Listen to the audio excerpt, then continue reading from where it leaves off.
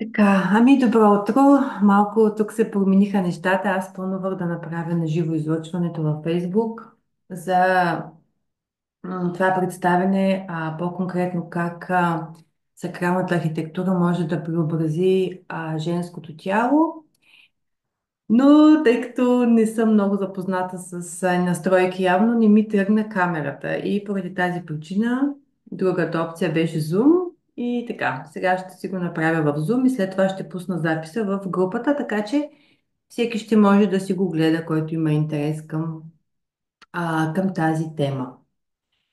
М, Защо исках имах импулс да направя това представене, по-скоро на тази тема, как сакралната архитектура може да преобрази женското тяло, защото вече за втори път на мен това ми се случва в живота и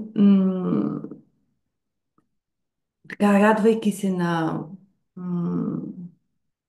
на тази лекота, бих казала, и на тази красота, с която се случва преобразяването на тялото, за мен е така важно да мога да го споделя като опит с повече жени.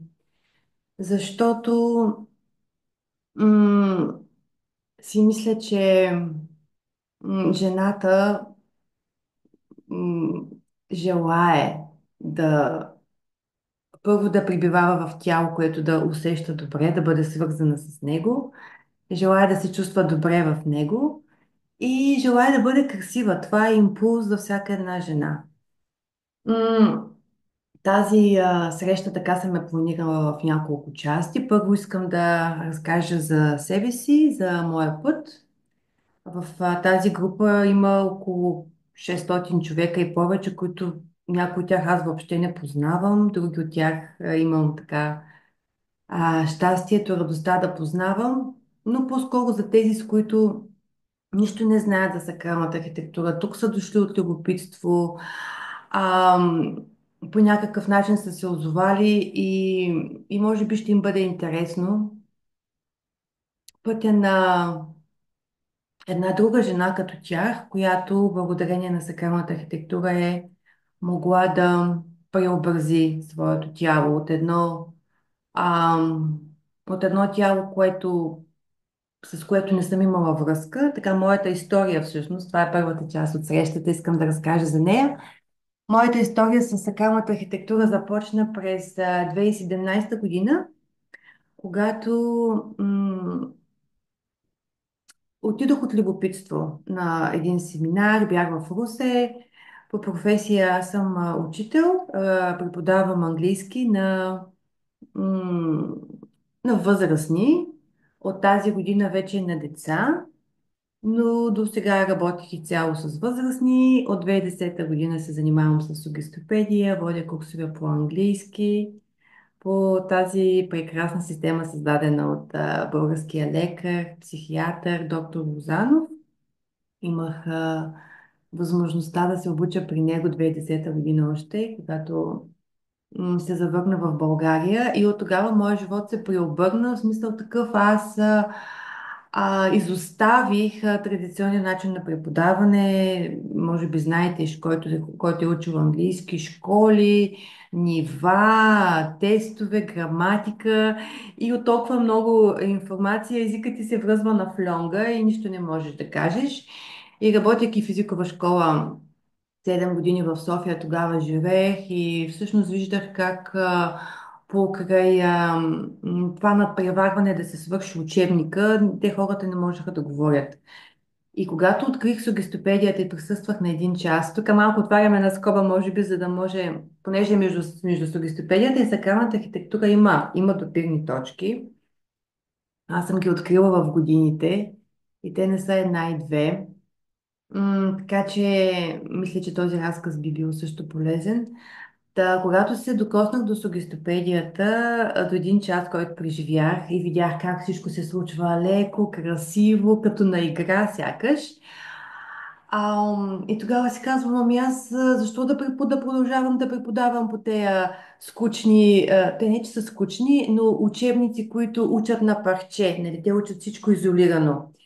Сега това време ще учим, сега минало просто, минало продължително, сегашно перфектно, учи се на парче нещото, т.е. езика няма как да оживее м, в твоето същество, така че ти да се свържеш с него, да направиш връзка и съответно да искаш да го проговориш. Тоест от граматика, тестове няма време да се случи основната функция на езика, а именно говоренето.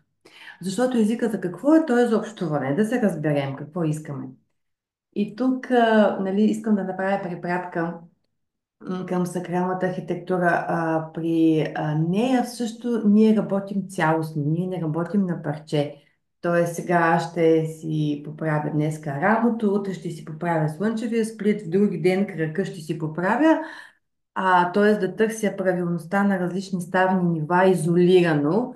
Не, ние там работим с всичко заедно, защото тялото е едно. То представлява една конструкция, един дом, един храм, една цялостност. И като такова, ние го активираме цялото, а не отделно.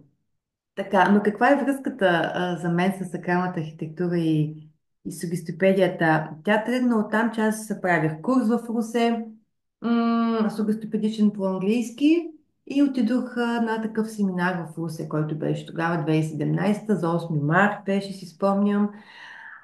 Беше представен като семинар, който ще ви помогне да се свържете с вашата женска енергия повече, да се чувствате по-добре в тялото си като жена.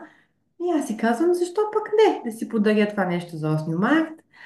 Тогава думата женственост за мен беше нещо хубаво, но аз не знаех точно какво включва тя. Може би най-близко до преди семинара да отида. Това е женственост, я свързвах с примерно рокля, пола, нещо красиво. И мисля, че това ме провокира да отида на тези 2 дни, събота и неделя в Русе, без да знам къде отивам.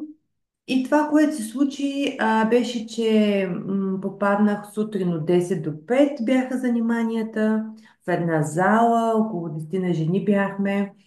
И водещата ни водеше в едни много леки движения, които в тях нямаше никаква бързина, нямаше никаква бройка да броиме да 1, 2, 3, 4, 5, 6.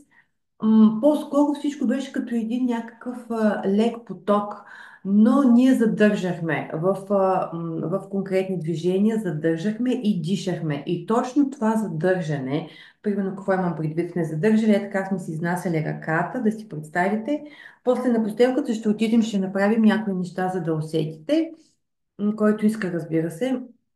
Примерно трябваше така да задържим ръката и да дишаме в тази поза, в тази постановка и да се опитваме на издишване да не падаме надолу. Това беше така нашата задача на издишване, ние да се учиме да се изтегляме нагоре. И това за мен беше абсолютно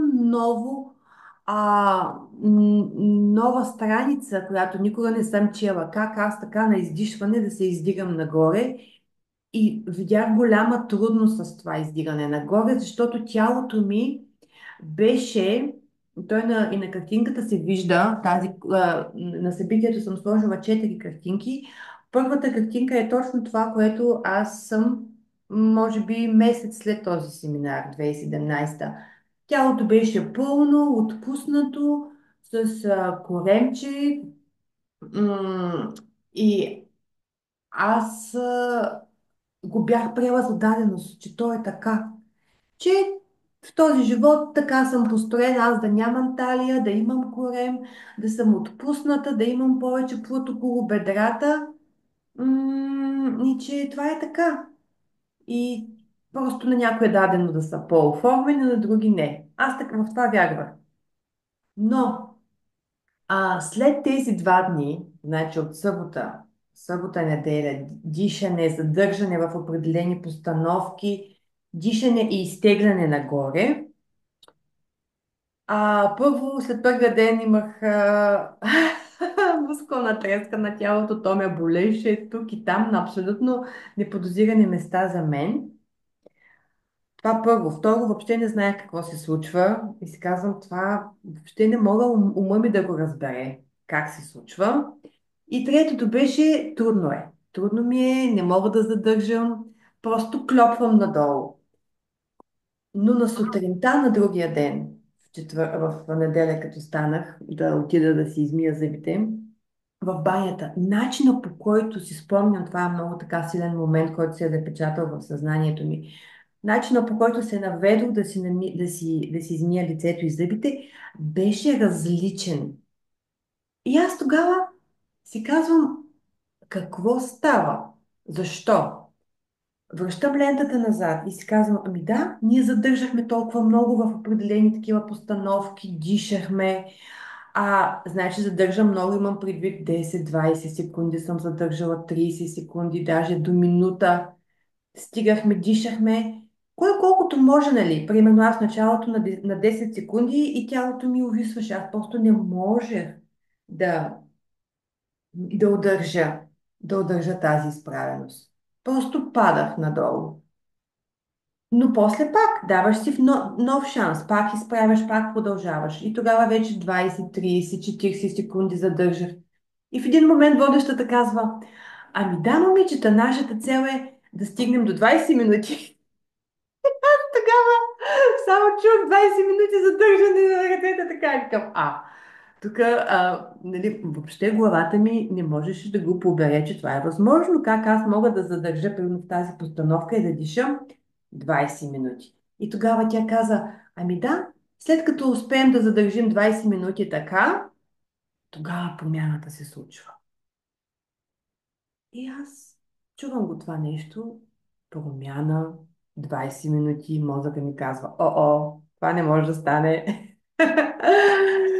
Но другия ден преживяването в банята, нали, това навеждане над нивката и усещането, че тук нещо в мен сякаш се е разтеглило и начинът по който аз се наведох беше различен. Не беше вземам четката ми, зъбите, нали, цак, цак, всичко прибирам, а беше просто един по-осъзнат, по-красив и по-присъствен начин в своето тяло. Аз това усетих. Това е на другия ден, нали, за неделя. И това нещо се запечата в моята плът, в моето усещане. Отидох на втория ден, продължихме с движенията, продължихме с задържанията, продължихме с дишането. И моето тяло почна да, да има различни усещания. И бих използвала също думата почна да се събужда. Сякаш е било заспало, т.е. то е заспало, защото аз не му обръщам внимание, защото аз не го познавам, защото не знам кое къде е и защото просто живея и проекцията ми е навън.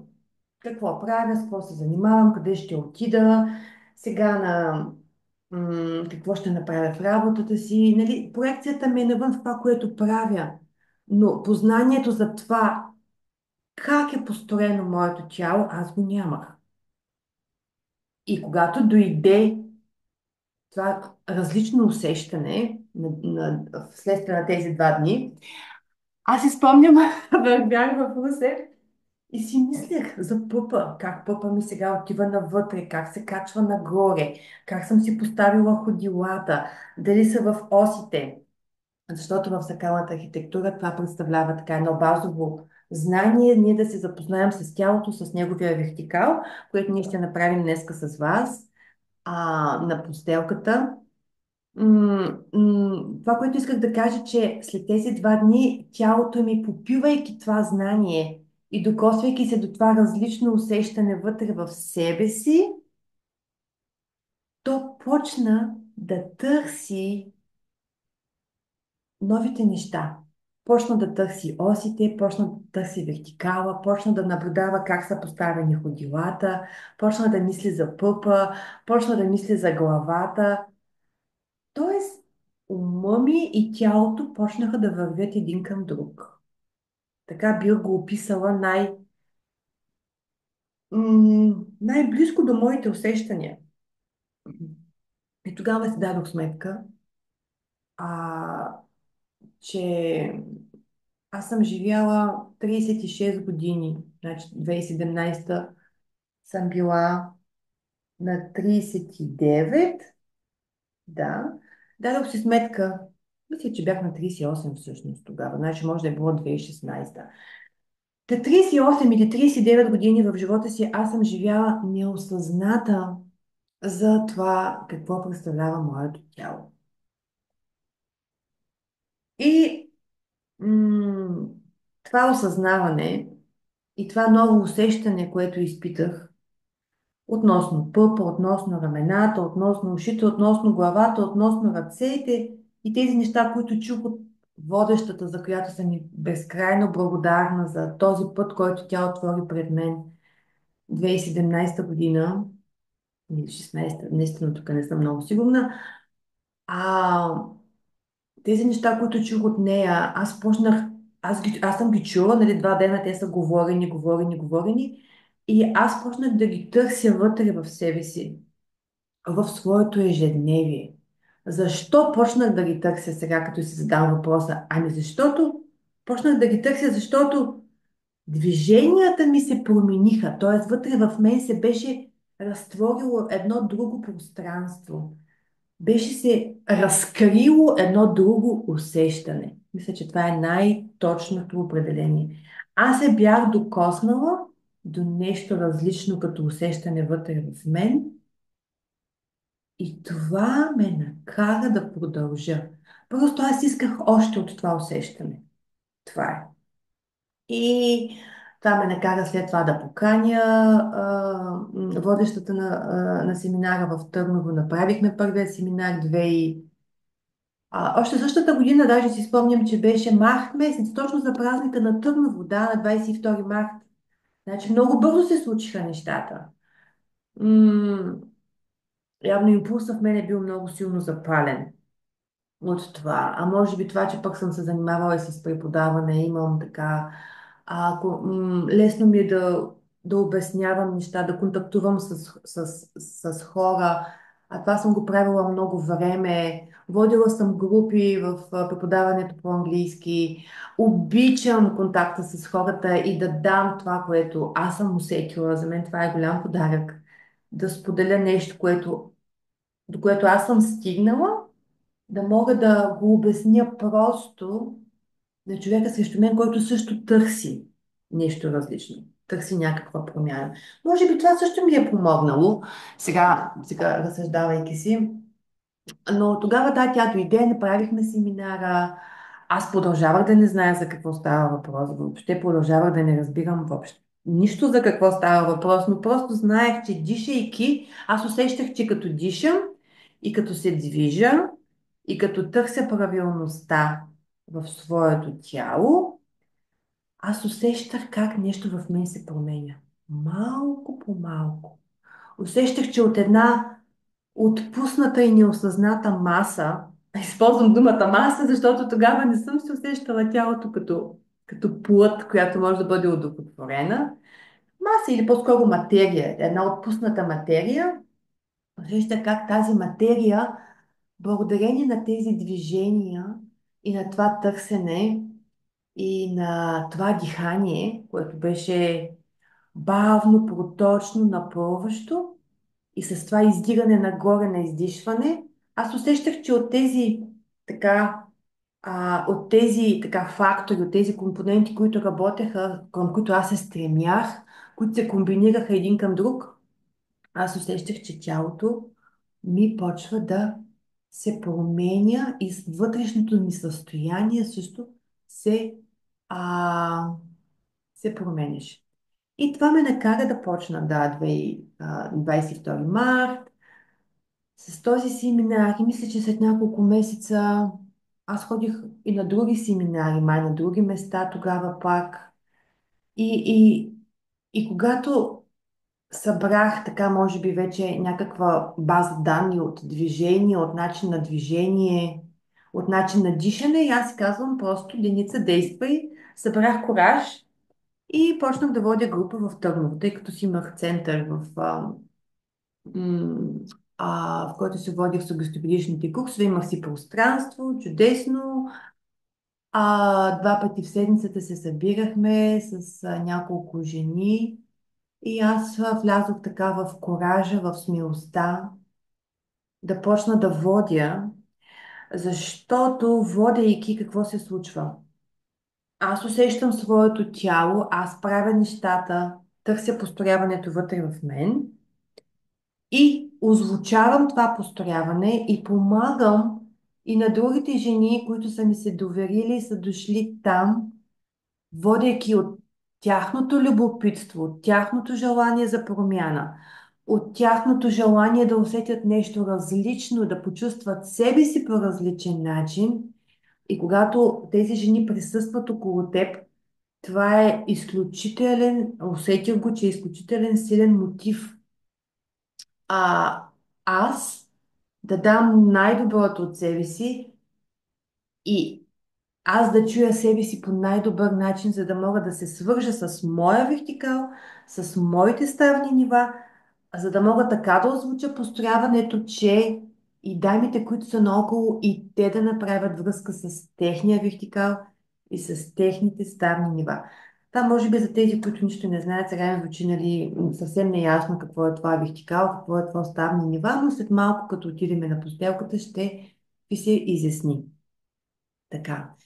Това е моята лична история. Има още малко. А, понеже сакралната архитектура, тя не е просто физическа практика. Тя е, аз и друг път съм използвала тази дума ритуал, защото на мен най-много ми резонира думата ритуал, понеже е нещо свещено. Тоест, когато в началото въобще не го усещах така, но с времето това усещане дойде. И с книгите, които четох, с работата, която почнах да върша със себе си, с осъзнаванията, които дойдоха по пътя. М, По време на този ритуал, по време на построяването, ние се стремим да доближим себе си, да направим връзка с силата, която ни е създала. И това е силата, която е създала и всичко около нас. Целият околен свят, цялата природа. И аз мисля, че човек трябва да е изключително м- сляп, за да не отчете факта, че зад всяко живо нещо, цвете, пеперуда, охлюв, а, растение, има една толкова а, голяма хармония, подреденост, красота, изящество, съвършенство. То е създадено по неповторим начин. Даже думите ми са абсолютно слаби да изразят м, това, което чувствам относно тази сила, която виждам, че създава света около нас. И тази същата сила, тя е създава и нашето тяло. Ние сме част от природата, хората. Ние не сме продукт на нещо хаотично, на нещо, което просто е така някак си се е създало е там случайно. А, когато ние построяваме своето тяло, ние се опитваме да се доближим, да направим връзка с диханието, с тази сила, която създава всичко около нас, която е създава и нас. И това е един момент на притихване, на смирение и на тишина. И когато почнах да се занимавам, този момент на тишината и на притихването на мен лично много ми хареса. И от водещите, при които съм ходила в годините, м, и от знанията, което те споделяха с нас и поднасяха, всъщност аз сгубих тези парченца от пъзела, че всъщност сакралната архитектура то е движение, то е дихание, но и молитва. Тоест, докато ние се движим, ние се и молим на тази сила, която ни е създала за това, което ни е важно за нас в момента. Като човешки същества, като жена, като майка. Може да не съм майка, но да ми е важно да имам дете. Аз също мога да се помоля за това, за здраве, за това, което искам да имам в моя живот, да го имам част от моя живот. И това беше нов момент за мен с молитвата, защото на някакво ниво аз си мислех, че не съм достойна за неща. И тогава си спомням, ама как сега да се моля? Ама аз мога ли да го получа това нещо? Ама аз заслужавам ли го? Да, бях на 39 и на 38, нямах семейство, нямах човек до себе си тогава. А, но пък имах семейство, родители, които много искаха аз а, да срещна човека за мен, да имам семейство, да имаме деца. И имах тогава, да, връзка, в която не беше подходяща за мен, от която даже не знаех как да изляза. Но малко по малко си спомням на едно от заниманията по сакрална архитектура всъщност. Аз почувствах много силен импулс, че трябва да приключа тази връзка. И тогава събрах коража и го направих.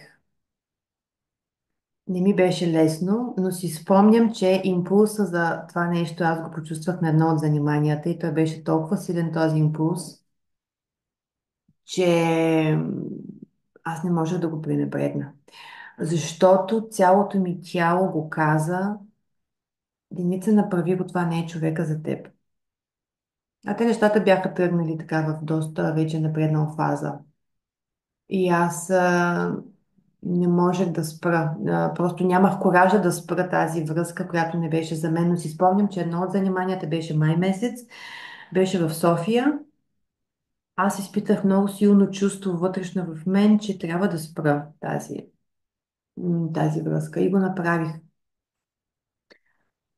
А, да се върнем на молитвата. В един момент, когато се занимаваш и ходиш и тук и там, хубаво е човек да ходи при различни водещи, защото всяка една водеща на сакралната архитектура може да даде нейния опит, само това, което което тя е изпитала, което тя е преживяла със своето тяло. Това място, до което тя се е качила, тя може да те заведе там. Така мисля аз. И във времето съм ходила, може би, м, не съм ги броила точно, може би на 7-8 водещи. Съм благодарна за тази възможност и опитност, защото съм се докоснала до опитността на 8 жени, които се стремят към едно и също нещо. И това е те да усетят правилността, която Твореца е вложил в тяхното тяло, в техния дом. Тази правилност е една и съща за всички нас. Това само да отворя една скоба.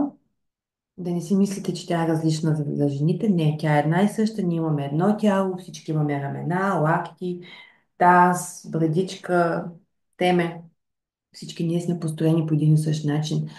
Но ти можеш да дадеш това в пространството, което създаваш около себе си, което ти като човек, като жена си постигнал за самата себе си. Това мисля, че е много важен момент. И това обяснява и защо... Майя, привет! Радвам се, че успя тук, да, малко промяна се случи. И това обяснява защо всяка една водеща води по различен начин сакралната архитектура. Живот и здраве е някой от вас, който гледа това видео и се вдъхнови и има желание да отиде и тук и там, да види, да усети. Това е голям подарък да присъстваш в полето на друга вдъхновена жена, която търси правилността в себе си и попадайки в това поле, ти да се отвориш, твоето тяло да се отвори за нейната опитност, т.е. ти да попиеш това, от което тя иска да даде. Защото всички жени, които водят сакрална архитектура, те искат да дадат. Те не го правят просто е така. Аз а, мога да се фокусирам само върху моите неща в момента и с английски, и с децата, с които се занимавам, с валдорската педагогика. Просто но това нещо, то ми е толкова силно сакралната архитектура, че то не ми дава мира. Аз просто искам да помогна на това да стигне до тялото на повече жени. И това е импулс, който не знам и аз откъде го имам. Всъщност по-скоро знам откъде го имам и знам, че трябва да го правя и не мога да го оставя. Та да се върна на молитвата. Когато почнах да се моля по време на заниманията, и аз се молях за партньор. Да се появи в моя живот подходящия партньор за мен. Защото бях на 39, няма го или идва неподходящ. Ами той как няма да дойде неподходящ, като аз самата, и това е много важен момент, мисля, за всяка една жена, аз самата не съм направила връзка със себе си и със своя вертикал. Какво е вертикала? Вертикала в сакралната архитектура, това е Бог в нас. И когато ние дишаме, и когато ние се занимаваме, и когато ние се стремим да усетиме този вертикал, ние правим връзката. Т.е. стремим се да направим връзката с Твореца и това, което има Той като идея за нас. Защото какво сме ние? Ние сме едно творение. Ние сме едно творение на една по-голяма сила и ние сме тук, в този план, в този земен план, да направим връзка с нея и да служим на нея. Това е думата. Да служим на тази сила, която ни е създала. Не мисля, че сме дошли тук да се разхождаме, да си играем на някакви неща, на това да си играе, на това да си играе. Да, да, ние си играем, но в един момент ние разбираме, че играта има и по-висш смисъл. Играта и смисъла не си противоречат. Децата също си играят постоянно, но те чрез играта учат неща. И тук в сакралната архитектура ние също имаме игра, също имаме любопитство. Тоест аз с любопитство навлизам вътре в себе си, когато почвам да дишам. И с любопитство искам да потъна и да чуя и глезените, и таза, и рамената. Аз искам да разбера повече това пространство вътре в мен и повече този дом и храм как е създаден. Искам да разбера, да направя връзка с него, но импулсът, който ме води е любопитство, интерес и стремеж за издигане.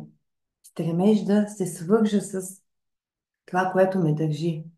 И тук съм донесла, понеже в момента си правя разсади вкъщи. Това са едни доматчета. Вече за втора година си правя разсад. И миналата година, когато връзвах доматите, а, всъщност, защо ги връзвам? Ами връзвам ги, защото те си губят вертикала. Ето, те сега пораснаха. Аз не ги поливам много, защото ако ги поливам много, ще им пораснат коренчетата и до май месец трябва да са вкъщи и после да ги изнеса навънка да ги посея. Но всъщност те си губят вертикала и клонват надолу. А аз искам те да растат нагоре. И с ето тук мъжа ми намери едни от чадър, едни такива а, части, ги връзвам с конче, даже с махти заедно. Той слагаше колчето и аз връзвах, за да ги застопорим, да им дадем опора, да им дадем път, да им дадем израстването нагоре. Това ние правиме с нашето тяло. Същото е. Миналата година, докато ги връзвах, то просто е така ме удари по главата. Това е това сравнение. Ние това правим. Ние търсим, докато се движим нашия вертикал, а за да може да не се разсейваме с ненужни неща. В момента ние живеем в такова време, че разсейванията са толкова близки, на един клик разстояние са тези разсейвания и е голямо предизвикателство ние да запазим фокуса върху истински смислените неща. И от тази гледна точка сакралната архитектура на мен ми дава изключително голям... Много съм и благодарна, защото ми дава ми възможност аз да си удържам вертикала и да си го търся. И удържайки вертикала, т.е. търсейки го в заниманията,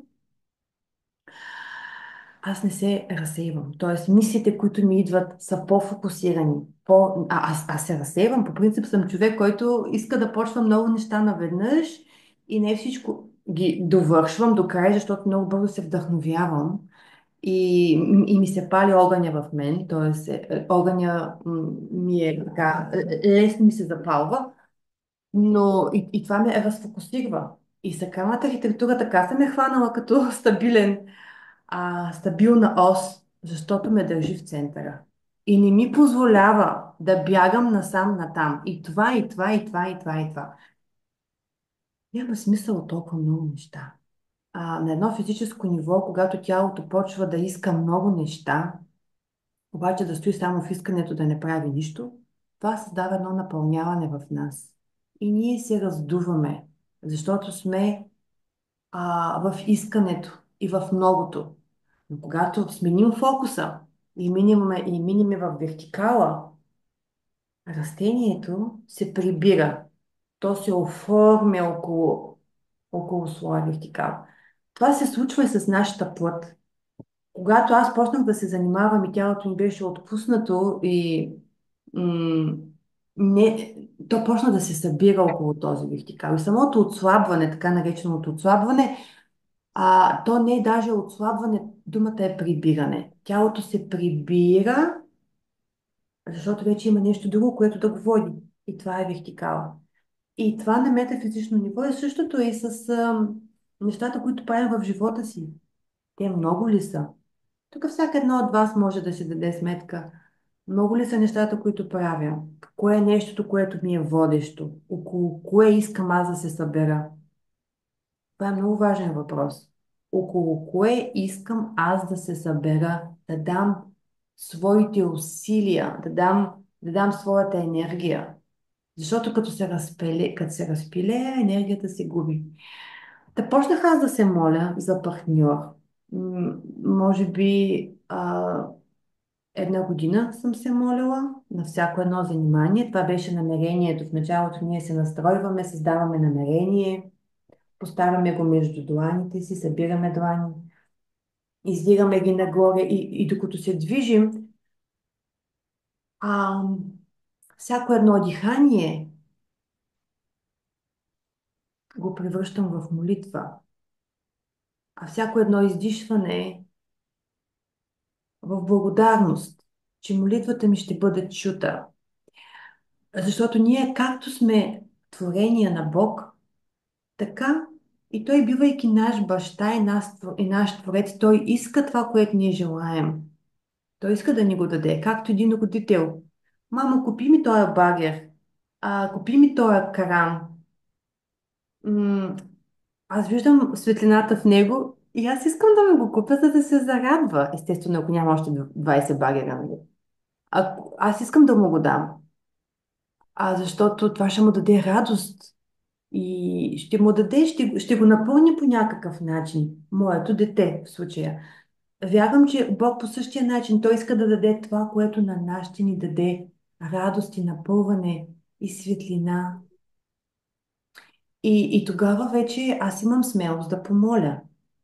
Аз съм достойна да помоля за нещо, което ми е важно, което душата ми желае.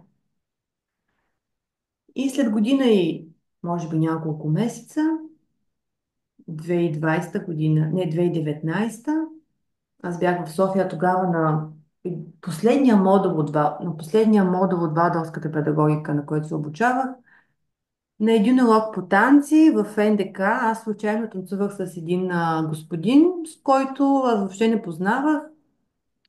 И по време на танца ние имахме един момент, в който почнахме да се смеем двамата едновременно много силно. Нали, знаете, попадали сте в такива моменти, в които се смееш с някой, който не познаваш или познаваш съвсем малко и не знаеш, просто става някаква връзка между теб и него и не знаеш защо. А, и така, от този урок по танци, аз всъщност там се запознах с човека, който разбрах, че съм се молила за него година и половина. Година и няколко месеца. Това се случва август месец, на 4 август, а в София. Ноември месец аз вече бях бременна. Значи нещата се изстреляха много бързо. Но м- м- когато,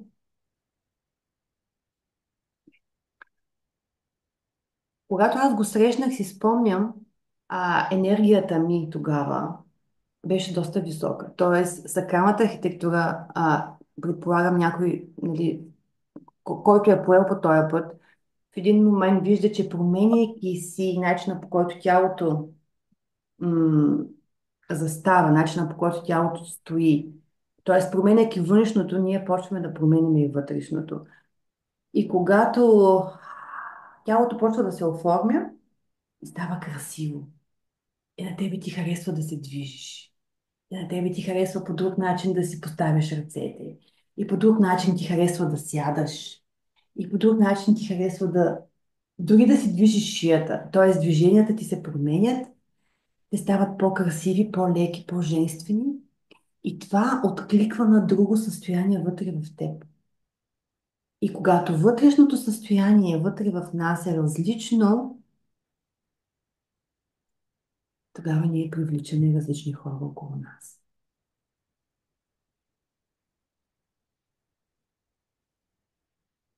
И така, аз нямаше как да привлека този човек, ако аз не бях в това вътрешно състояние тогава. Той нямаше как да ме разпознае. Нито аз него. Щеше си бъде един танц и това ще бъде всичко. Та, споделяйки сега с вас това нещо, да, после нали, дойде забременяването, което стана много лесно. На 42 години си казвам, Боже, аз на 42 години как ще раждам? То, нали, по принцип казва, че след 35 години е рисково. Нали, какво ще правя сега? Обаче си казвам, те хората говорят какво ли не, нали? Обаче аз сега, виждайки как тялото се променя, защо пък и тялото ми да не може на 42 години да роди спокойно и да си износи бебе и да си роди естествено? И си намерих жена, при която исках да раждам естествено. Препоръчваме на всички, всяка жена, която иска да ражда естествено и да има подкрепа. Тя се казва Олга Дукат и е в София и тя е дула и се свързах с нея и се записах при нея на курс за раждане. А, Беше онлайн, то тогава беше пандемията, нали, всички се стоим по къщите. Тя много ми помогна с разясненията, просто да не се притеснявам, че това раждането е един спокоен, естествен, природен процес, който природата е случвала години назад, хилядолетия назад. И това е най-естественото нещо, което една жена може да направи със своето тяло. И че няма нищо страшно, а просто трябва да имаш спокойствие и доверие. И аз си продължих с сакралната архитектура до 5-я месец и си водех на заниманията. И всъщност спрях 5-6 месец, когато корема ми беше наедряла, просто не можех да правя поклоните додолу. Но си продължих вкъщи да си правя някои неща, които не са свързани с корема. Тоест продължих си физическата активност до 9-я месец. Аз не спирах да си се движа по половин час на ден и трябва да ви кажа, че раждането ми беше прекрасно. Толкова нали, радвам се да мога да споделя, защото ако някоя жена гледа това и на нея това и предстои, искам да я окуража и да кажа, че спокойствието, което една жена изпитва вътрешно към този прекрасен момент, който й предстои, това е половината от случването на чудото.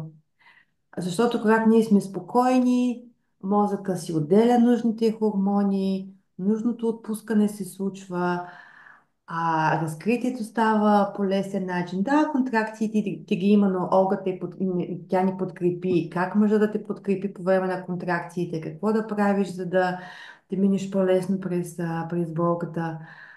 И така, спомням си, ние ядяхме круасан 12:30 с нея и си говорихме и пъпещо беше лятото и аз си пих даже капучино и 4:30 бебето излезе абсолютно спокойно, без никакъв стрес. Цял живот ще съм благодарна на Олга за това спокойствие, което тя ми даде относно раждането и на сакралната архитектура за това, че беше наработила моето тяло така, че по време на напаните, понеже тая фасция, като се наработи, която е долу под нас, и по време на напаните фасцията помага за това бебето да излезе по-лесно. И с 3-4 напъна на едно столче трикрако, то се случи много лесно.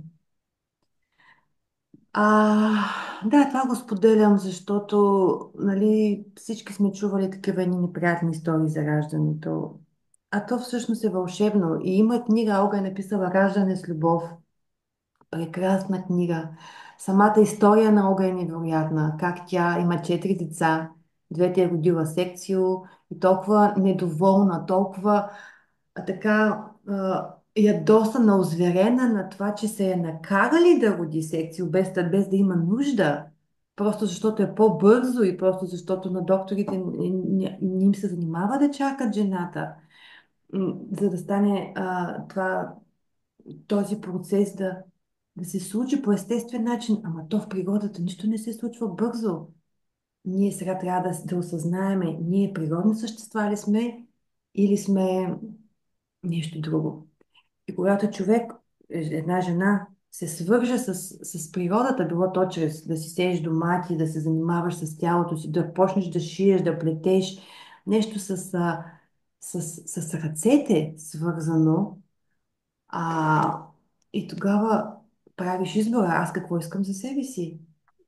Искам това, което природата ми е отредила или това, което някой ще Ей, ми сега каже? отивам да ви купя храна. Да. Ай. Добре. Аз виждам, че други хора са се включили. Чудесно, въобще. Просто си говоря тук. Добре. Виждам, че някой... Само ще видя някой какво е писал. Аз също родих, да, чудесно. И съм се занимавала, да. Да, за дълги години съм се занимавала. Ето, чудесно, да, балета. Да, да. Много благодаря за това. Ето сега може би е време вече да кажа малко за Натали Дуен.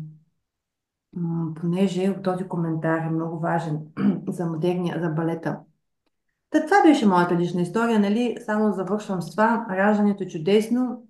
После 2 години кърмене неща, не 2 години, да има по-малко от 2 години, но нали, кърменето пак си е усилие, носене в раници, слингове, просто тялото ми напълня, стана тежко отново. Аз качих едни 20 кг, които много ми тежаха, гърба ме болеше. И там едно от снимките е точно след раждането. Аз бях стегнала 80 85 кг, чакам 90. И си казвам, край сега, как това нещо ще се върне обратно? Пак мозъка ми казва, не, не може. Обаче, когато сина ни стана на 2 години, аз пак се върнах към воденето, защото тялото ми го искаше тази лекота. Аз знам как съм се чувствала преди. Аз пак исках да вляза в това състояние. И почвайки пак да водя група, това много ме мобилизира и вече 2 години, откакто съм се върнала към воденето, а, и от година и няколко месеца вече май и онлайн станаха, тялото ми се прибра по начина, по който си беше преди. Така, това беше, малко ми се проточи историята, но мисля, че е важно, защото някой от жените, които слуша, по някакъв начин може да се свържи с пътя, който аз съм извървяла и да направи връзка с него. А относно това, което една дама беше написала, то е много важно за балета. Искам да кажа за сакралната архитектура, за нейната създателка Натали Дуен. Аз до сега ви занимавах с моята лична история, защото исках да я споделя. Казах какви бяха мотивите ми.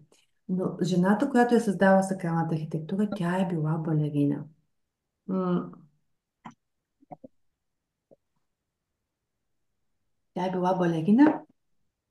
Ей сега. Момент, чакайте малко. Ей сега.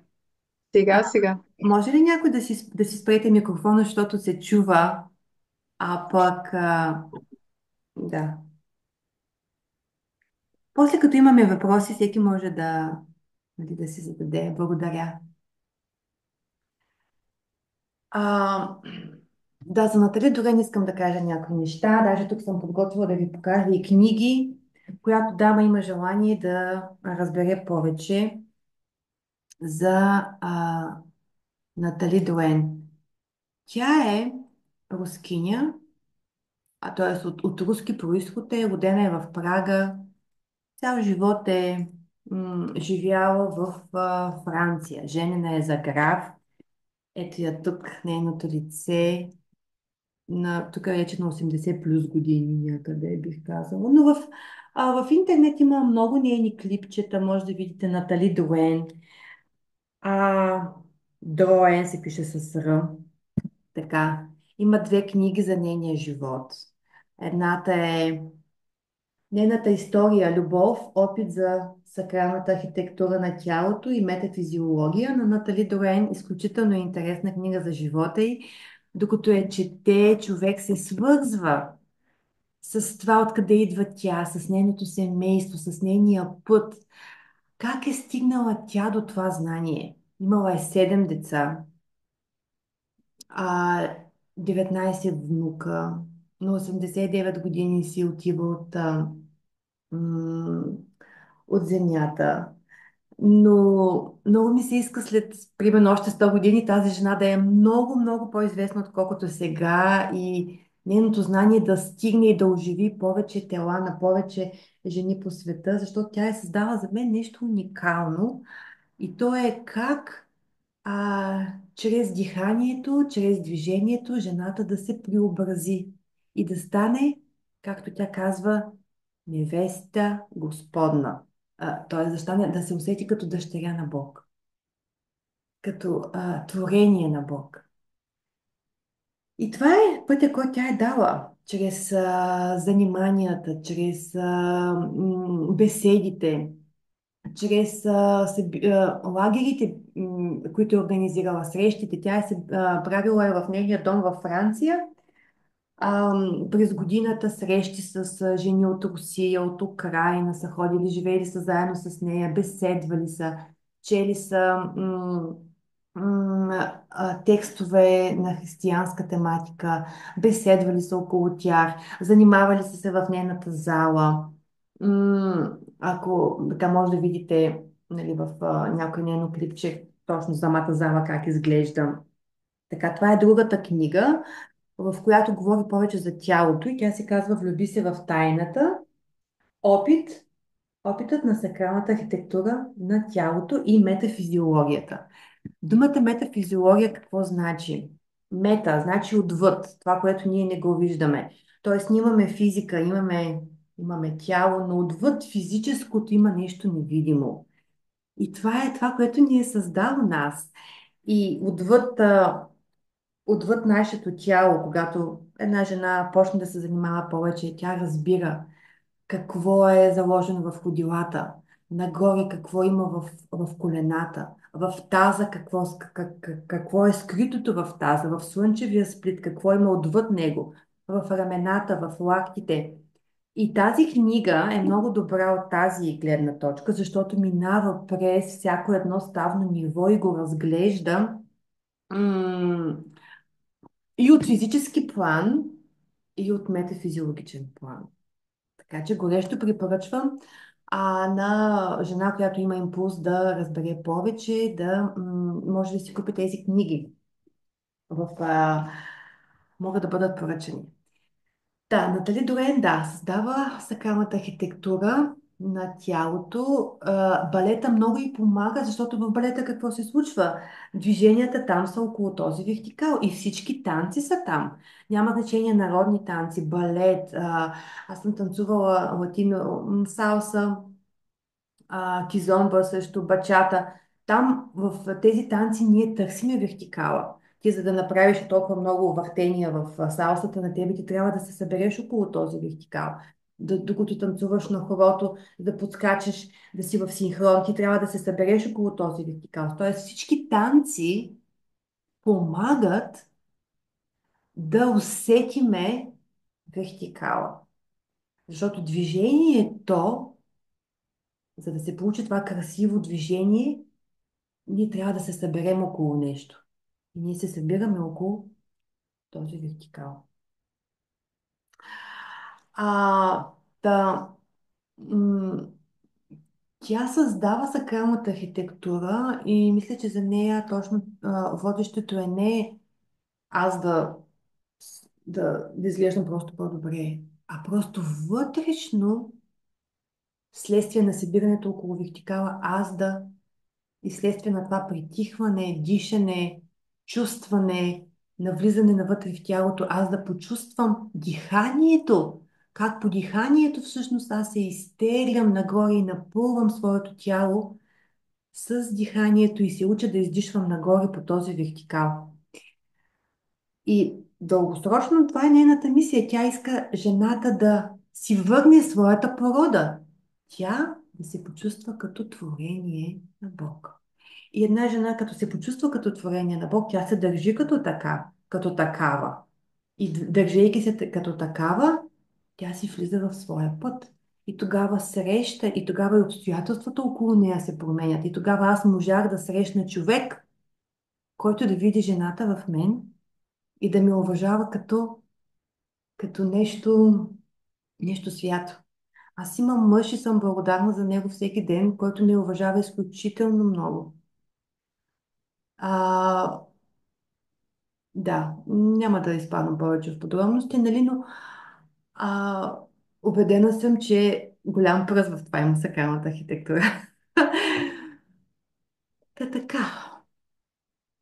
Но хората около вас, около мен, нали, също почнаха и да се променят. Тоест, ти подреждайки своето тяло, както веднъж си говорихме и с Майя, ти подреждайки своето тяло, ти влизаш в своя път. И когато влезеш в твоя път, идват и хората, и обстоятелствата, и нещата, които са за теб. Но пътя не идва от главата. Не мога аз това със смисъл да го измисля. Аз трябва да направя нещо физически на този план, който ми е даден. На този физически план. Аз мислите не ги виждам, ама искам всичко от главата да го оправя. Обаче тялото ми все едно не съществува.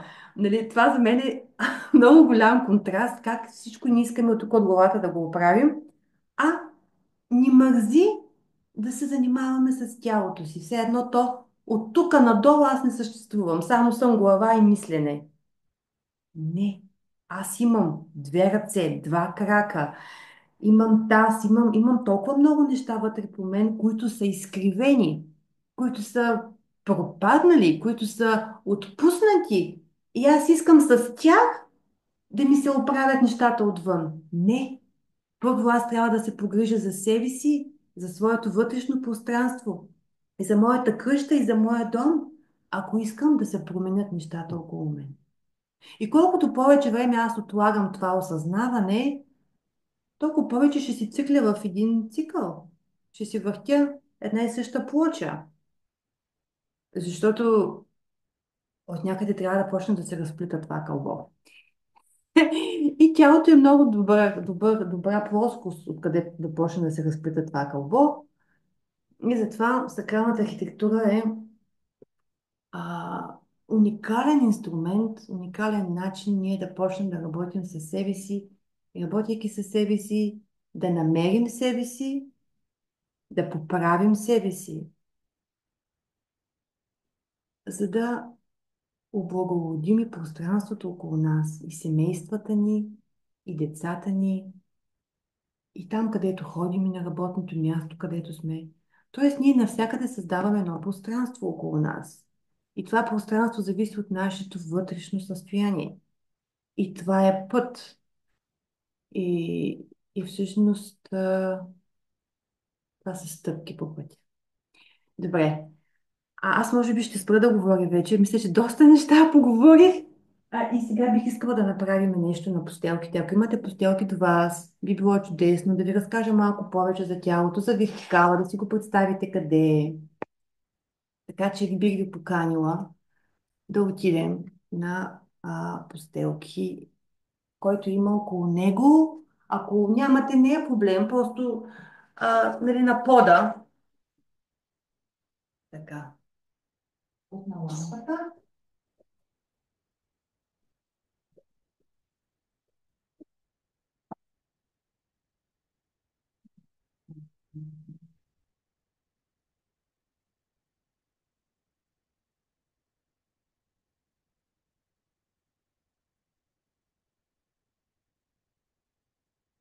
Дали се вижда добре?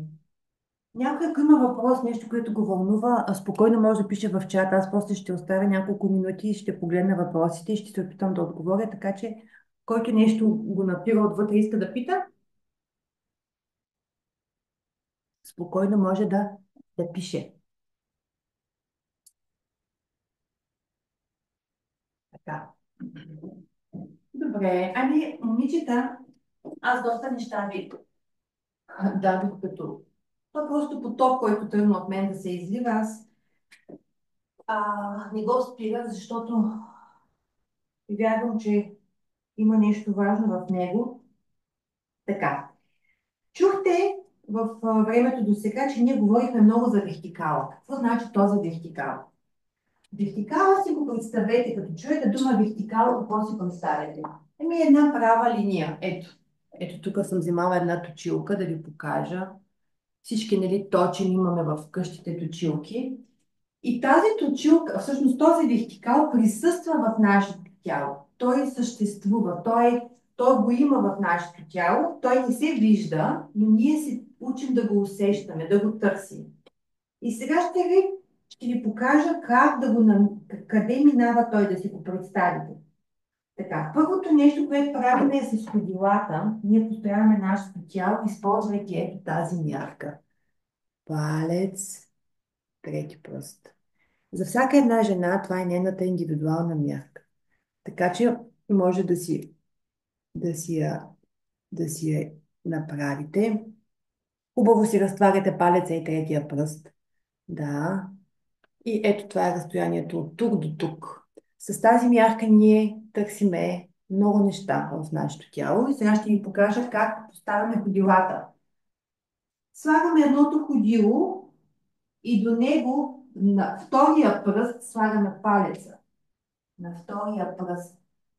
И там, където е третия пръст, там слагаме втория пръст на другото ходило. Тоест разстоянието между двете ходила, между вторите пръсти на двете ви ходила, трябва да бъде тази ваша мярка. Така. И тази мярка, аз се удържам по време на заниманието, аз наблюдавам ходилата. Ако се разместят, ако ги направя така или така, аз ги поправям. Така. Сега, когато всъщност ние начертаеме, сложиме ходилата така и от палеца до петата нарисуваме един диагонал и от палеца до срещуположната пета нарисувам друг диагонал и тези два диагонала се пресичат. И от точката на пресичане аз от тук почвам да издигам един... Къде да отиде точилката? Ага. От точката на пресичане, ето тук, аз от тук почвам да издигам усещането за една тръба или просто си визуализирайте, може ето тази точилка. И тя се издига нагоре, влиза тук в пубисната кост Влиза в пубисната кост, отзад огледално в точката опашката. Тя минава обемно в нашето тяло. Този вертикал продължава нагоре. Аз очертая предната и задната плоскост. Ето така. И вътрешно обемно минава в шията този вертикал и излиза от главата нагоре. Пипнете си горе темето, има една ямка. Усетете ямката там, където ви потъва пръста. И всъщност направете връзка между тази точка, пресечната точка тук долу на диагоналите и ямката горе. И всъщност това са двете крайни точки на този вертикал, които аз мога да осъзная. Долу пресечната точка на диагоналите и горе ямката в темето. Така. И всъщност ние сме закачени на този вертикал. Нашето тяло, си представете, е закачено на този вертикал. Този вертикал, ние сме построени около него, т.е. нашата плът е създадена около него и на него има закачени 13 хоризонтални ставни нива. Първото ставно ниво, това са възглавничките. Дигнете пръстчетата на ходилата и отидете на възглавничките, дигнете петите, отидете на възглавничките и усетете възглавничките с леки пружинки. Това е нашето първо ставно ниво, ставен хоризонт. Ето го вертикала и ние имаме 13 хоризонта. И сега аз ще ви разходя по тях, за да си ги представите къде са. Възглавничките, леки пружинки с възглавничките. Леки пружинки с възглавничките. Петите са вдигнати. Просто леки пружинки, за да усетя как възглавничките са като трамплин за оттласкване нагоре. За оттласкване.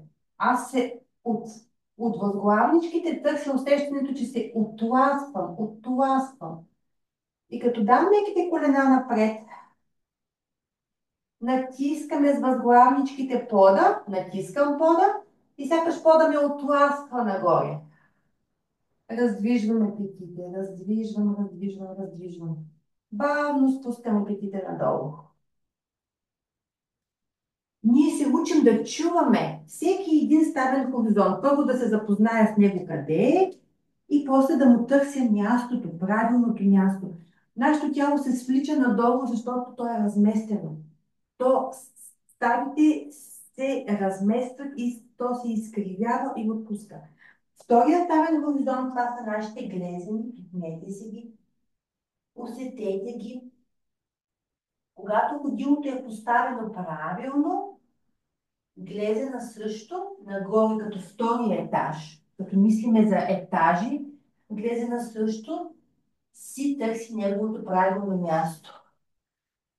Нашите ходила е важно да бъдат успоредни един към друг, така да се учим да стоим. А не през деня да се отпускаме, примерно, ето тази поза. Така, разтварям крака и отпускам. И тук всичко си отпуска. Отварям се, отпускам се. Не, аз не искам да съм така, аз искам да си събера, да си стоя на двете ходила и да търся опората в двете ходила. Как стои тялото така? Как стои тялото така? Да се отпусна на петите и да разтворя краката така. Нали? По съвсем друг начин стои плътта. Когато по един начин стои плътта и се чувствам по един начин, когато съм събрана и по друг начин, когато се отпусна. Може да си поиграете вие сами, да усетите тази различно вътрешно състояние. Така. Нагоре продължаваме колената. Тук плътта издигаме нагоре. Издигам.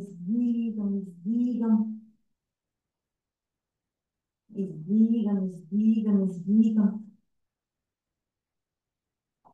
Поглеждам колената. Когато избутам напред с колената, Сложете дланите в колената и избутайте. Избутайте с коляните коронки вашите длани. И вижте дали коляната коронка излиза на втория пръст на ходилото. Дали излиза там? Поглеждам. Правилното място на коляното е срещу втория пръст на ходилото. И между двете коляни колонки тук имаме един юмрук. Слагам един юмрук, проверявам.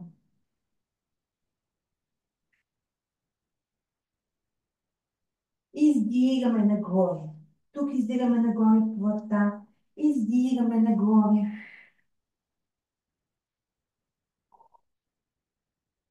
И наблюдавате как се чувства тялото ви, когато нагоре издигам. Мога да направя опит. С едната ръка избутайте надолу плътта към ходилото, а с другата ръка издигнете нагоре. И наблюдавайте усещането си вътре в вас. Как се чувства вашето тяло, когато издигам и когато смъквам надолу. Така. Издигам. Следващия ставен хоризонт, това е нашия таз. Това е нашия таз. Ставим отпред ръката напред на повисната кост, отзад на.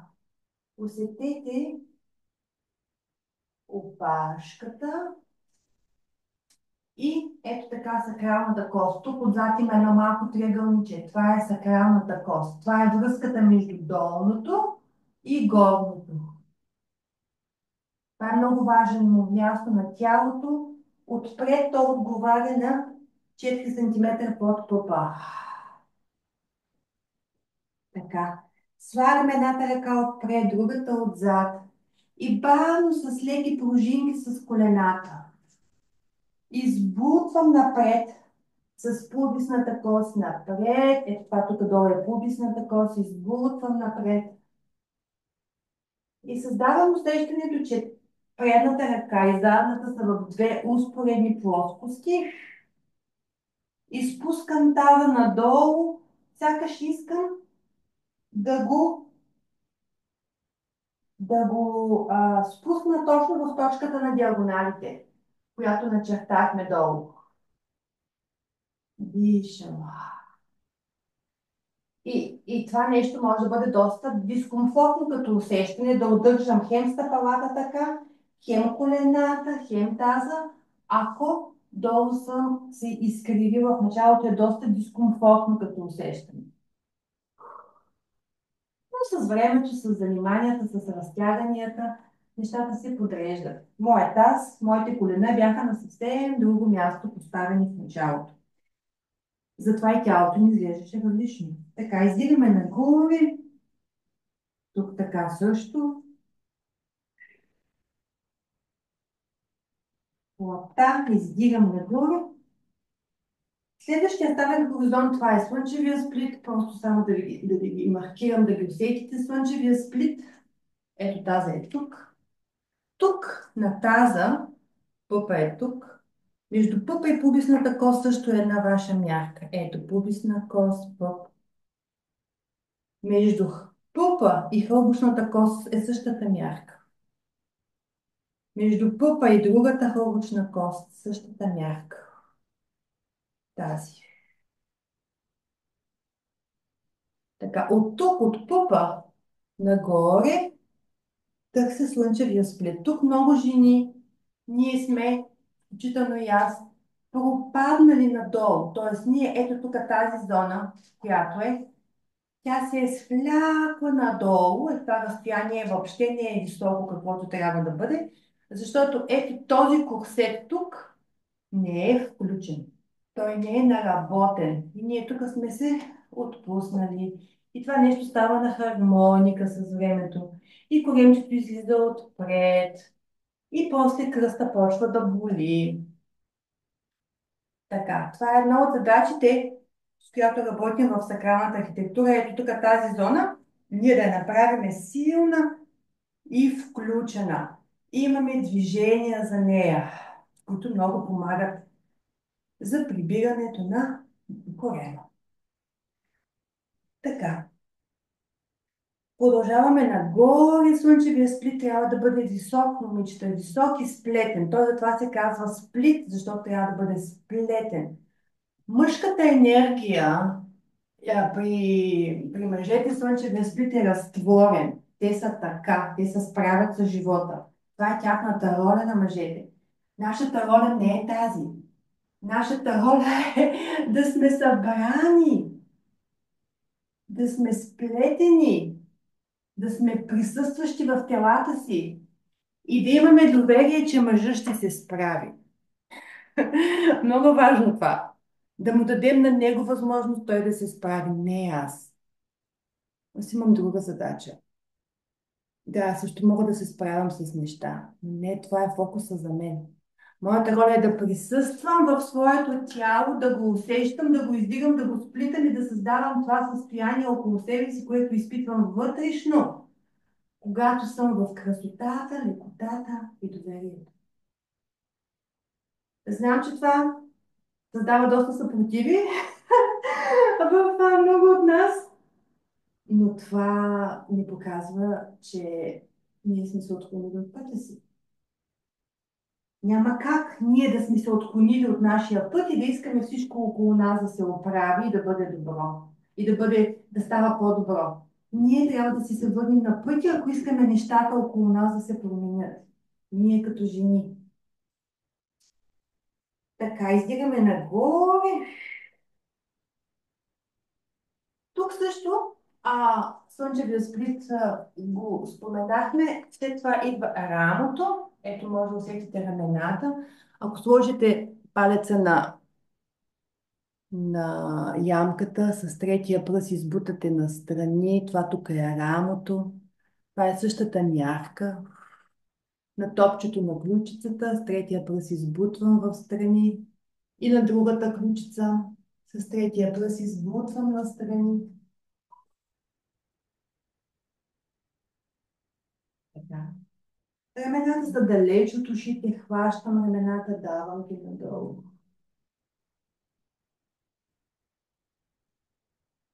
Поглеждаме лактите. Лактите са много важен ставен хоризонт, защото те държат външните оси на ръцете. Ето така двата лактя, те са навън. Учиме се да ги движим в страни, да ги издигаме първо тях, лактите издигат китките, после нагоре. Ръцете в сакралната архитектура се разглеждат като две крила.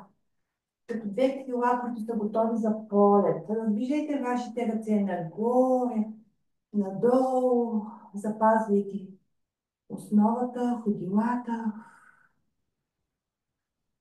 постановката на ходилата. Дишам. И на издишване се опитваме да не падаме надолу, а просто да се изтегляме нагоре с главата. Дишам. И още веднъж.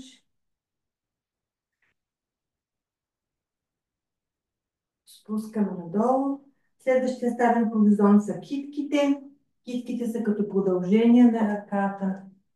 Рамо, лакет, китка. Тук са три ставни хоризонта. Тук имаме ханш, ето го таза, слънчевия сплит, рамо. Таз, рамо. Винаги рамото е над таза. Това, нали, като при построяването, към това се стремим. Рамото над таза.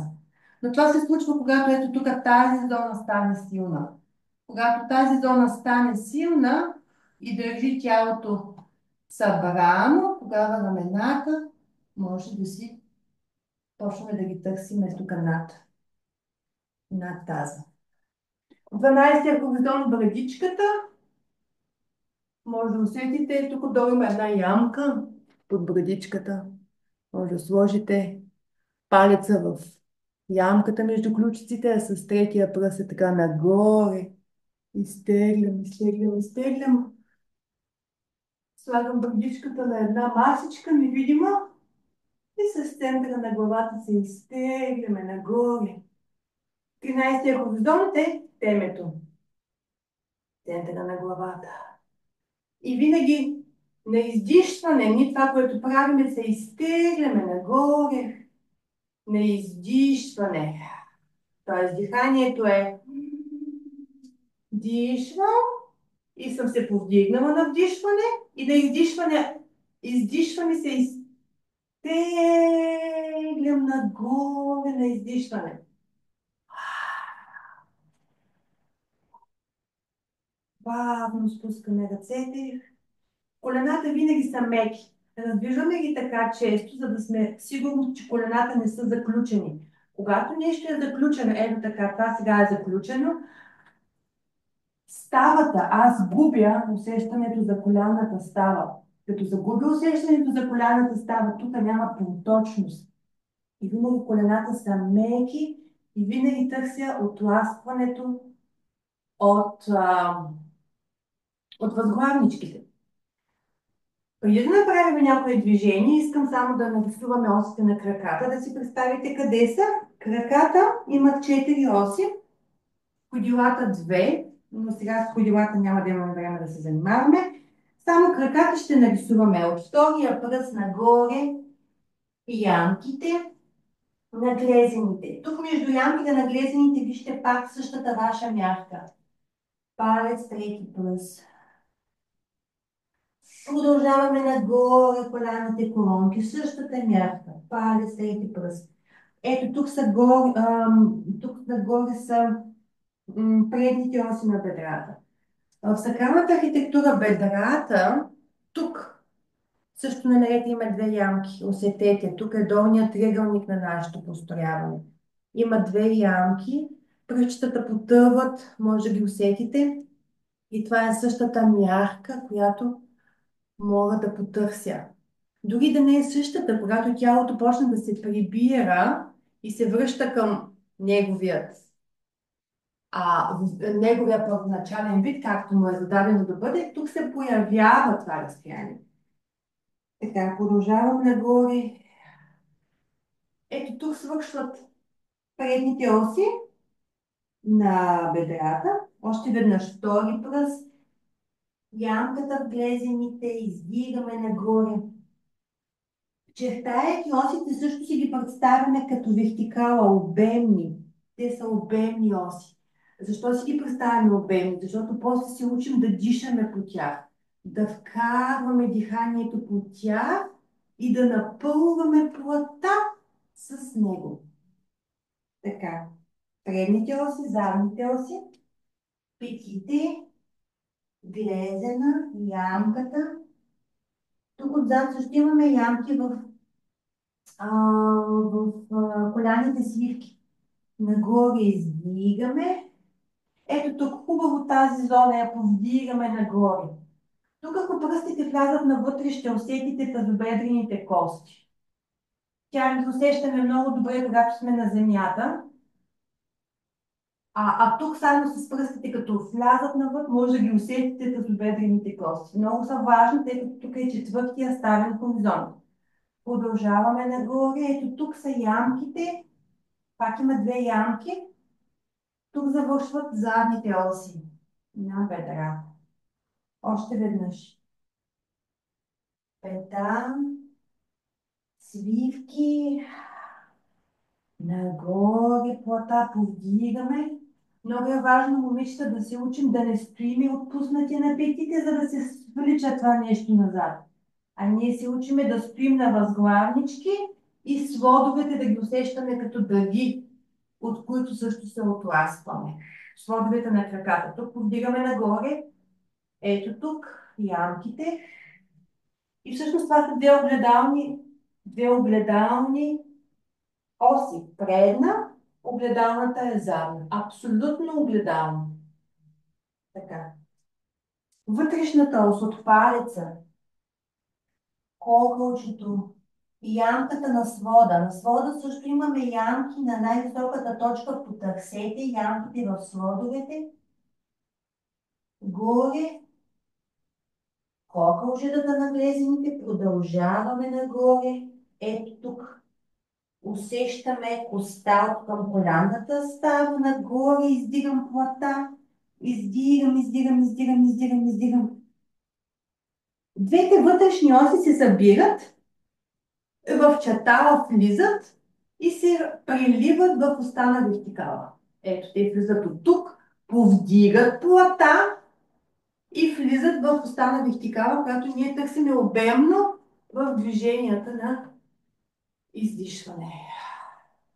Още веднъж палеца, кокълчето, сводовете, ямката в високата част на сводовете, кокълчето на глезенето от вътрешната страна, издигаме нагоре, коста, тук помним един в меки колена, издишвам, издишвам, издишвам, вдигаме вътрешните оси и тук двете вътрешни оси се сливат и се повдигат нагоре и повдигат и плата. Вътрешните оси са до тук. Те имат огледални външни оси. Те влизат от котрето, почват от котрето, издадената част на ходилото, издадената част на стъпалото, има една кост, там намерете коста, нагоре покрай кокълчето на глезена, пълзим, пълзим нагоре, издигаме, издигаме, издигаме, издигаме, издигаме. Ето ги тук външните оси продължават до тук. Предните до тук, външните до тук, задните до тук. И всъщност, ако направим тук тази мярка, ако си сложа палеца на коста, ето пъп, ето пъп. Това са две мои мярки на моята талия. И отзад, и отпред, и отзад. Дори да не е така сега, нали? Не се притеснявайте, ако не е така. Аз като почнах да се занимавам, въобще не бях така, нали? То всичко беше тук една плът, едни коремчета, едни неща. Но като цяло искам да кажа, че тази мярка също присъства и тук. Така. Добре, още веднъж да нарисуваме външните оси от котрето, издадената част, коста, кокълчето, нагоре издигаме и пак си ги представяме обемни, обемни като оси, като тръбички си ги представяме, обемни, защото когато си ги представя обемни, аз ще мога да дишам по тях и да напълвам, да напълвам, да напълвам. Те свършват до тук, но от тук продължават нагоре в страничната ос, която влиза в подмишничката и от подмишничката тръгва в долната ос на ръката. Ръцете също имат 4 оси. Бързичко ще ги направим и тях, за да си ги представите. Външната ос на крака спира до тук, но продължава по плата нагоре, влиза в подмишничката, това е страничната ос на тялото, влиза в подмишничката и от тук надолу минава през лакътя и котрето. И всъщност какво излиза? Че котрето и малкото пръстче са свързани в тялото. Когато се движа, защо тялото оживява, защо сакралната архитектура превръща тялото в храм на одухотворената плът, защото ние напълваме това тяло с диханието. То се напълва и се насища, то оживява. Когато аз държа ръката ето така и дишам, и с малкото пръстче се изтеглям, изтеглям, изтеглям, защото знам, че малкото пръстче държи тази ос. Тя пък държи долу котрето. Дишам. И тук цялата тази зона, външната ос, тя се включва. И аз дишам по нея и я напълвам. И удържам тази постановка. И продължавам да дишам. И се изтеглям с главата нагоре. Изтеглям се. И задържам още малко и дишам. И търся в мен силата, която ще ми помогне още малко да задържа. Още малко да се изтегля нагоре. Още малко да се доближа до този вертикал. И тогава бавно с долната ос ще спусна надолу. Бавно все едно режа. Прорязвам пространството. Ще спусна надолу ръката. А с подмишничката ще се изтегля нагоре, ще се изтегля. Ще чуя и ухото, което ми издира нагоре. И тогава цялата лява половина аз ще чуя по различен начин, защото всичко е свързано. От стъпалото нагоре през глезена, тук в цялата тая част тя просто е свързана. И движейки ръката, удържайки я в пространството, тя изтегля цялата лява повърхност. Така. Хайде да го направим с другата ръка, с другата страна. Само с това движение можете вътрешно да усетите как се чувства сега лявата половина спрямо дясната. Има ли разлика? Просто търся, наблюдавам. Наблюдавам това усещане.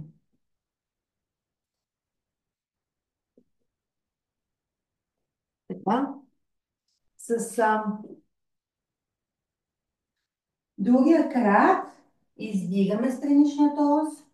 Помниме така, минава. Външната ос на крака. От тук нагоре тя продължава.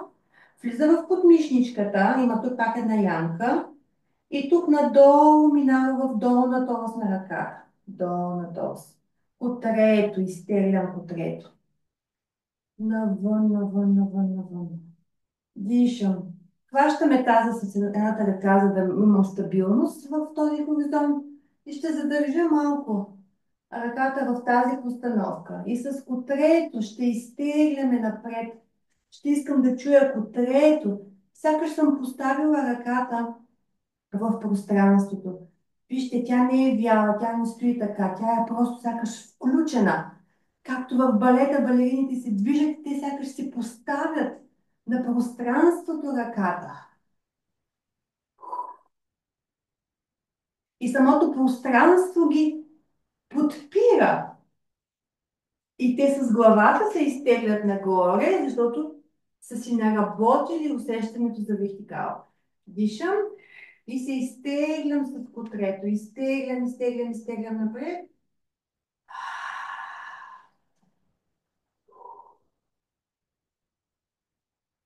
Мога да разтворя още ръката, да чуя лопатката, държа таза здраво. Дишам. И с вниманието си издишвам през котрето. Искам да чуя връзката между котрето на ходилото и котрето на ръката, защото те са свързани.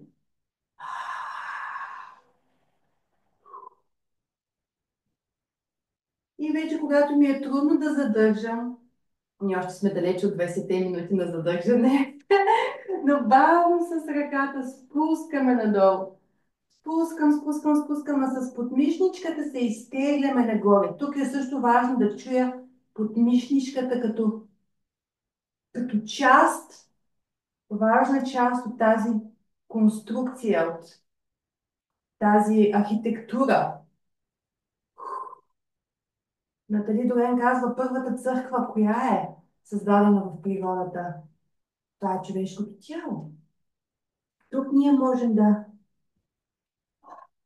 потърсим и да се преклоним към силата, която ни е създала. Така, да завършим ръцете. Нарисувахме долните оси, но имаме и горни. Ето палец. Те пак са огледални. Ето долната. Палец, ямка, лакът. От тук нагоре. Ето тук. Пак търсиме ямка, където да потъне пръста. И пак палец, ямка, лакът, нагоре. И това е горната ос на ръката. Тя има и вътрешна ос. Трети пръст, китка, ямката на лакътната и ямка тук. Продължаваме нагоре. Още веднъж трети пръст, китка, ямка. Ето. И огледалната на вътрешната ос, това е нейната външна, трети пръст, китка, лакът. Нима ние я нарисувахме, да. И всъщност имаме две огледални. Вътрешна, външна, горна, долна. И когато ръката се движи, ние също както краката движиме и осъзнаваме тези оси. И се учим да дишаме по тях.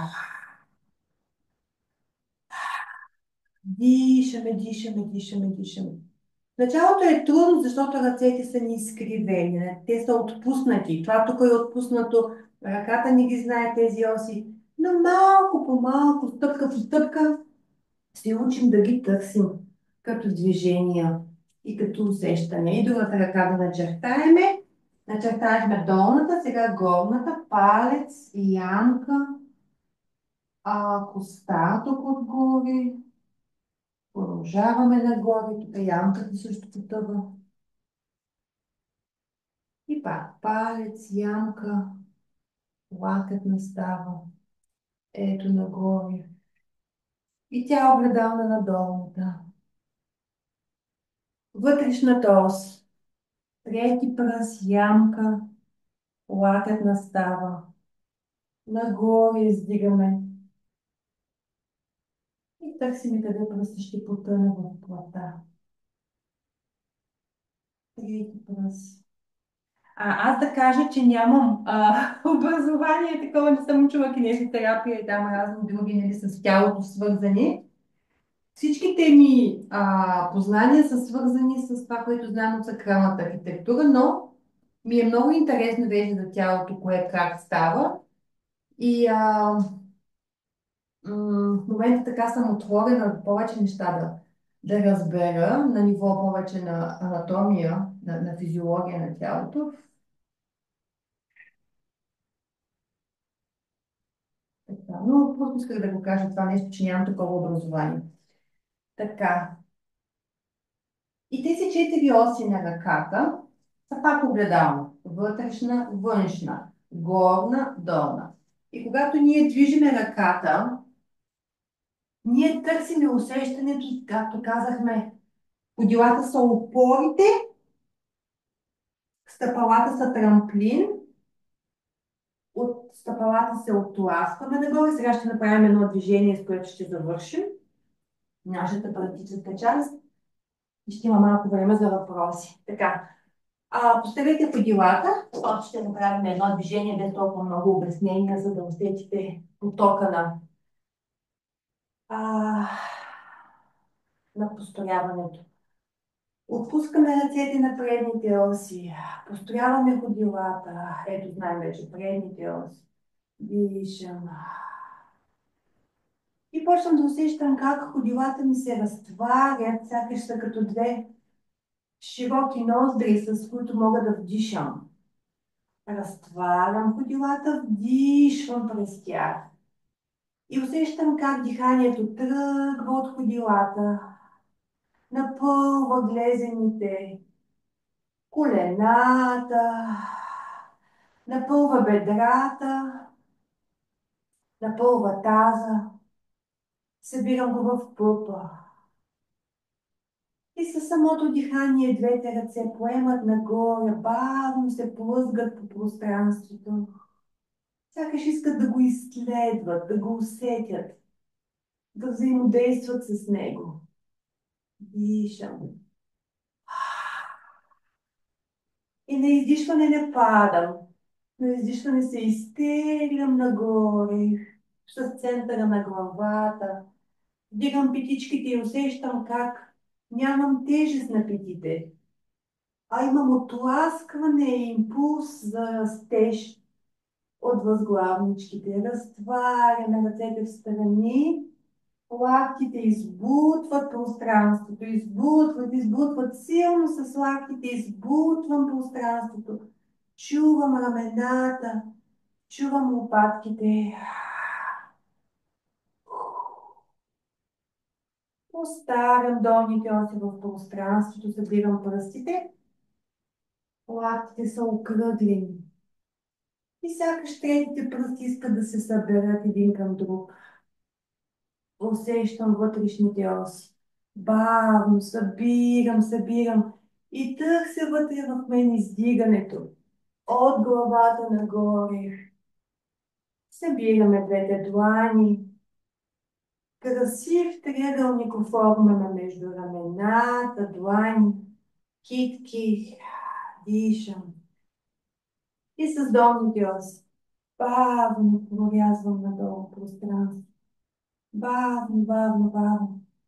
Сякаш се опирам на пространството, искам с всеки един сантиметър аз, опирайки се на пространството, да се изтегля с главата нагоре, за да мога да разкрия повече от този вертикал вътре в мен, обемно да го почувствам. Спускаме долу ръцете на диагонала, точката на диагоналите. Слагаме ръцете на външните оси. Издигам с лактите в страни. Пригръщаме таза. И с брадичката бавно тръгвам в поклон. Брадичката тръгва първа и изтегля гръбначните прешени, а с центъра на главата също се изтегляме напред. Дишаме.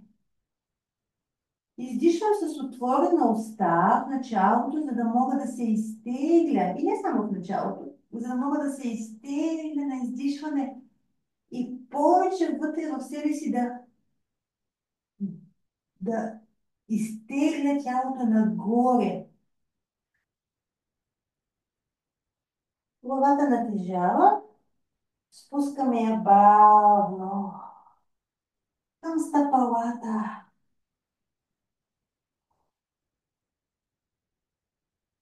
Отпускаме главата тежка. И малко така ще повисим.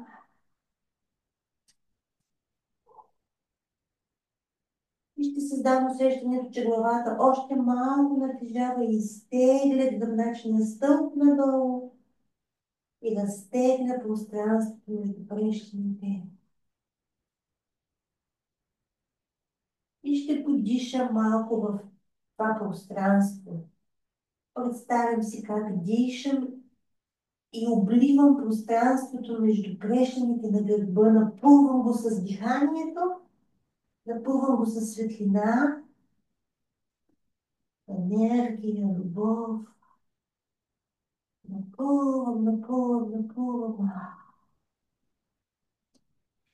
Отпускаме ръцете, надолу чертаем външните оси, слагаме ръцете в чашки отпред, винаги в чашка, да имам опората на пръстите. Дишам и с пупа се изтеглям нагоре, сякаш искам да залепя пупа за пояса и сякаш съм като една ахка и пупа ми е висок и на издишване го вдигам нагоре, искам да го залепя към пояса. Дишам. Вдигаме петите, меки колена. И с петите бавно избутвам силно назад пространството и ги поставям в осите. Вниманието ми отива в пупа и както тялото ми е в тази красива арка в момента и пупа ми е висока, и аз бавно почвам да се изправям от пупа. Пупа потъва навътре и избутва пояса назад. Ръцете са тежки, главата е тежка. И аз присъствам в изправянето на прешлен, опрешлен на гърба. Главата и ръцете са тежки, тях последни ще изправиме. Вниманието ми е в тези етажчета, които са гръбначните прешлени един над един, как застават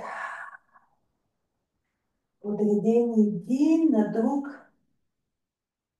Рамената се разтварят в ляво, в дясно. Шията седемте шийни прещена, изтегляме нагоре и главата. Последна. Оставам в пространството. Главата като венеца на творението, което е нашето тяло. Опускаме ръце на предните си. Чуваме тялото, чуваме ходилата. Леко стъпка напред с един и другия крак. Така.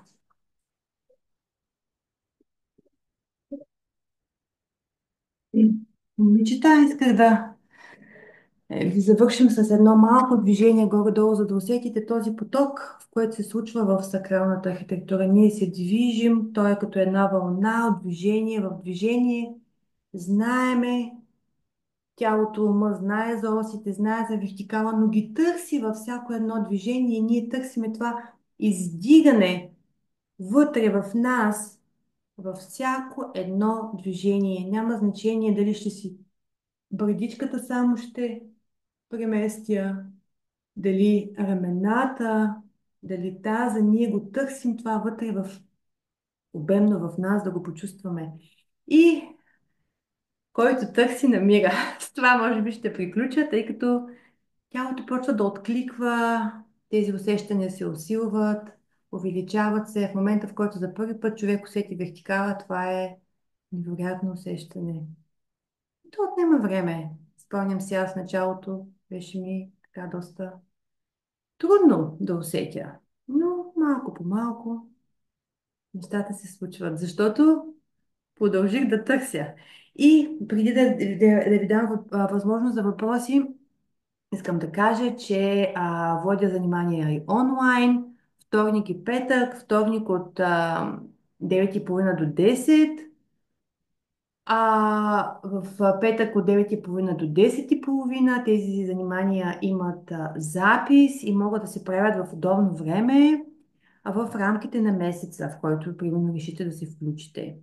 И е хубаво да се правят всеки ден. Аз съм имала най-добър резултат, когато съм се занимавала всеки ден по половин час. Просто тялото ми за един месец се прибра. Видимо това беше след бременността. Много силно го усетих. Та половин час на ден, ако отделя за себе си по този начин с това движение, ползите ще дойдат. И то на много нива, не само на физическо ниво. Да, ако някой има желание, има нужда от повече информация, може да ми пише във Facebook. Аз ще се радвам да разясня всякакви въпроси, които дойдат. И сега може да си зададете въпроси. Някой, ако нещо го вълнува. Да.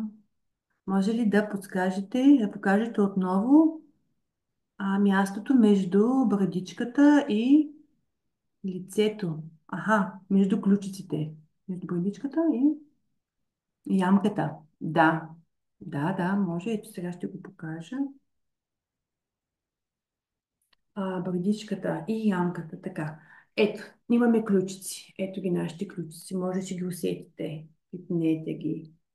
Усетете ги тези ключици. Те са красиви, когато излязат навън, а не когато са потънали. Аз тук тая ключица въобще я нямаше. Тя беше хлътнала навътре, беше се загубила. И викам, аз имам ли ключица, нямам ли? А тя всъщност е била там. Но понеже лявата ми половина е по-изкривена от дясната, и тя се беше загубила. И когато почнах да издигам от тук, тя почна да се показва. Да, ето ямката между ключиците. Ето с показалец слагаме ето така. И с брадичката натискаме показалеца и така търси мястото на брадичката. Много е важно, когато търси мястото на брадичката, ето тук, първи седми шиен прещен, да не прави така. Много от жените в зала, като им кажа, те правят така. Но те като направят така, те си натоварват петите. А идеята е аз да се издигам нагоре от ушите. От ушите се издигаме, а не от брадичката. Аз не се издигам от брадичката, а от ушите и от ямките и тук отзад. От тилните ямки може да си ги усетите. Има едни две тилни ямки. И от тук всъщност ние се издигаме нагоре. Ето мястото на брадичката. Хоп, хоп.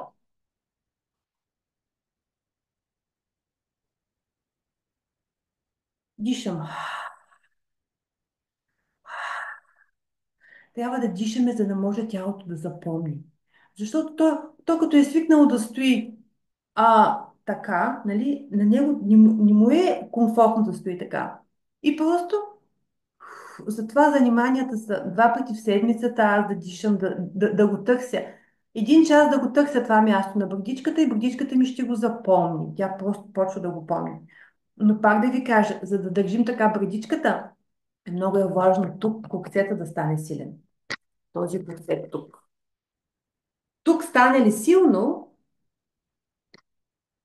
тук това ще стои лесно така. Няма да му е трудно. Тук е основата. Тук е така, ключа, така да кажем. Ключиците, да. Ключицата, топчето, третия пръст. Ето. Избутваме рамото настрани, назад. Избутвам, избутвам, избутвам. Пак дишам. И пак дишам. И пак дишам. И тук пак. Палец. Трети пръст. Избутвам. В един момент, когато тялото почна да ги наработва тези усещания, ще усещате как наистина ние сме разделени на две. Лява половина, дясна половина. И има и разлика между лявата и дясната половина. Но пипайки, търсейки старите, осъзнавайки тези неща, ние почваме да се свързваме с тялото и да го поправяме, да го построяваме. Така. Някакъв друг въпрос, ако има, който да ви или споделяне, може да не е въпрос. Аз много се радвам, мислех, че сама ще бъда тук, защото нали, не се появи живото излъчване и викам, сигурно нищо няма да стане, обаче се радвам, че някой успя да се включи. Така, добре. Как сте? Някой, ако иска да каже нещо, ще се радвам. Добре. Еми аз тогава ще спра записа, ще го пусна в групата по-късно. Някой, който не е могъл да гледа, за да се а,